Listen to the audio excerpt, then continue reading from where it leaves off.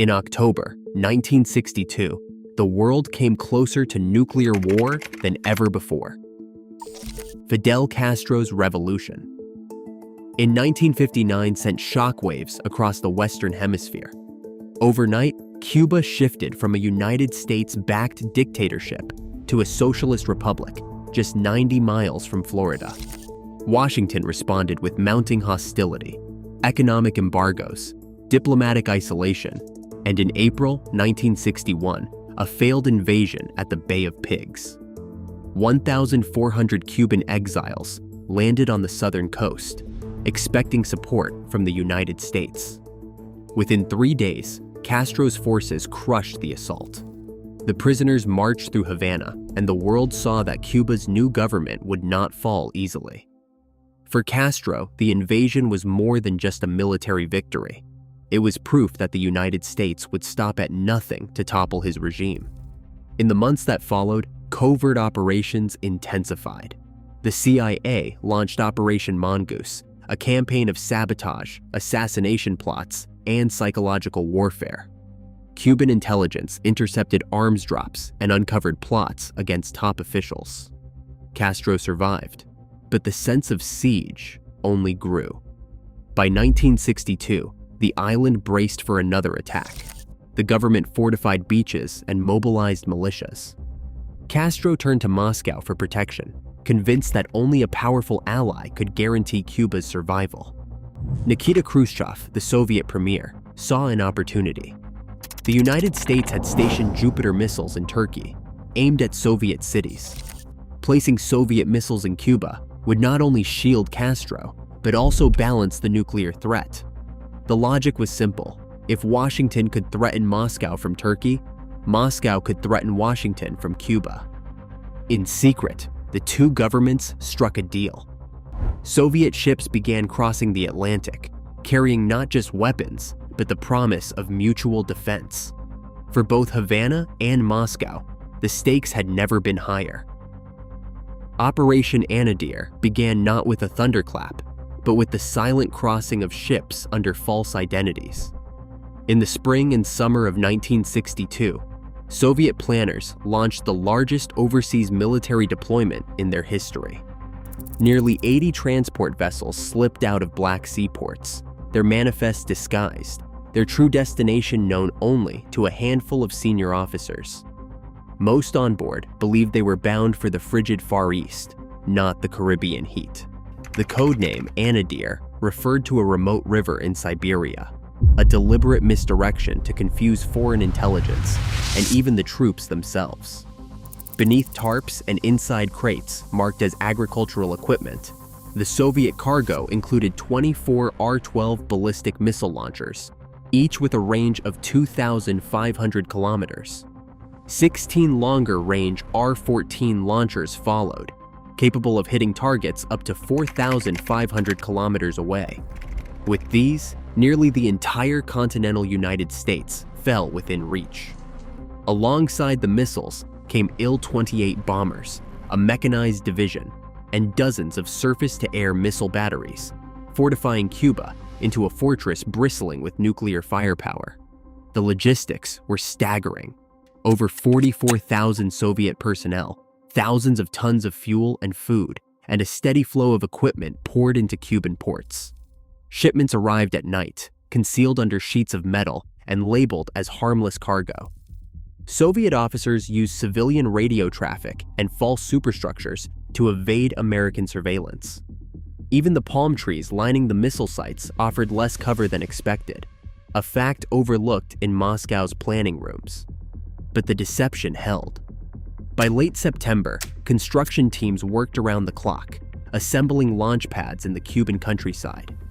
Without a single public announcement, the world's nuclear balance had shifted overnight, placing a new threat just 90 miles from American shores. At dawn on October 14, 1962, a Lockheed U-2 soared 70,000 feet above western Cuba. In the cockpit, Major Richard Heiser followed his flight plan, camera shutters clicking as the jet traced a path over the countryside. Back in Washington, the undeveloped film traveled under armed guard, to the National Photographic Interpretation Center. There, Dino Brugioni, chief photo analyst, and his team began their work. They spread the film across light tables, scanning each frame for patterns that did not belong. Within hours, a grainy image revealed the unmistakable outline of a missile launch pad, concrete rectangles, long shadows, and the signature shape of an erector launcher. Brugioni's annotation read, "Medium-range ballistic missile site, operational." The date was October 14. For the next 48 hours, analysts cross-checked every detail, confirming the presence of Soviet R-12 missiles capable of striking Washington and New York. When the evidence reached the White House on October 16, the shock was immediate. The proof was undeniable. In secret, the world's most powerful men faced a new reality. Nuclear weapons sat ready, just 90 miles from the American coast. On the evening of October 22, 1962, President Kennedy appeared on national television. His face was grave as he revealed to the world that the United States had discovered Soviet nuclear missiles in Cuba. He spoke directly to the American people, to allies, and to the Soviet Union. The language was precise. The United States would not tolerate these weapons so close to its shores. Instead of calling it a blockade, a term that would have meant an act of war under international law, Kennedy announced a quarantine on all offensive military equipment being shipped to Cuba. This distinction was deliberate. A quarantine, he argued, was a necessary act of self-defense, not aggression. Kennedy's message was clear. Any nuclear missile launched from Cuba against any nation in the Western Hemisphere would be regarded as an attack by the Soviet Union on the United States, requiring a full retaliatory response. He ordered the Navy to establish an intercept line in the Atlantic, authorizing them to stop and search ships bound for Cuba.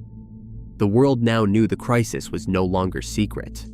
The confrontation had moved from closed rooms to open waters, and the clock was ticking. Dawn broke over the Atlantic as the U.S. Navy quarantine line came alive. Warships fanned out across hundreds of miles, radar screens sweeping for Soviet vessels. Between October 24th and October 26th, 13 Soviet freighters approached the intercept zone, each carrying the possibility of confrontation. On the bridge of the USS Enterprise, Admiral George Anderson conferred with his officers, every order measured. The rules were clear: no ship carrying offensive weapons would pass. Carrier task forces surged to high alert, flight decks bristling with armed jets. Messages crackled over open frequencies. Warnings were issued in Russian and English.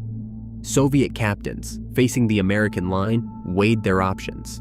6 freighters turned back, reversing course without incident. 7 others slowed, shadowed by destroyers, their cargoes declared as food or fuel. On October 26th, the freighter Maria Martinez hesitated at the edge of the blockade. After a warning shot across her bow, she veered away.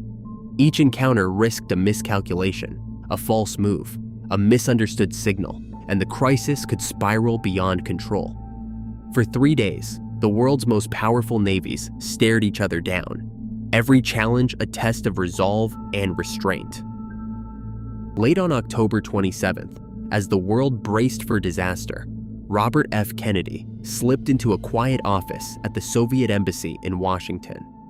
Across from him sat Ambassador Anatoly Dobrynin, waiting for a message that could decide war or peace.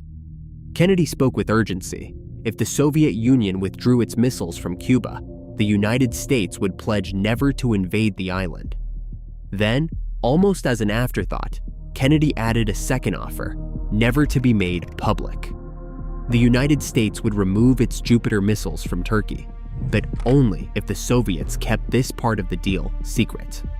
Dobrynin pressed for a guarantee, and Kennedy, after a brief phone call to the White House, confirmed the arrangement. That night, cables flashed between Washington and Moscow, carrying the outlines of a hidden bargain that would shape the fate of millions. October 27th became known as Black Saturday. Over the skies of Cuba, Major Rudolf Anderson's U-2 jet was struck by a Soviet surface-to-air missile. The impact tore through the fuselage, sending Anderson's plane spiraling down. He did not survive. In Washington, news of the shootdown landed like a thunderclap. Military commanders pressed for immediate retaliation, but President John F. Kennedy hesitated, aware that one wrong move could unleash nuclear war. Beneath the waves, the Soviet submarine B-59 crept near the quarantine line. American destroyers dropped practice depth charges, signaling the crew to surface. Inside the sweltering hull, the captain and officers believed war had already begun. The order to arm the nuclear torpedo required unanimous consent. 2 officers agreed, but Vasily Arkhipov, the flotilla's political officer, refused. His decision held back the launch. The submarine surfaced, engines humming, and the world exhaled. In those minutes, the fate of millions rested on a single word: no.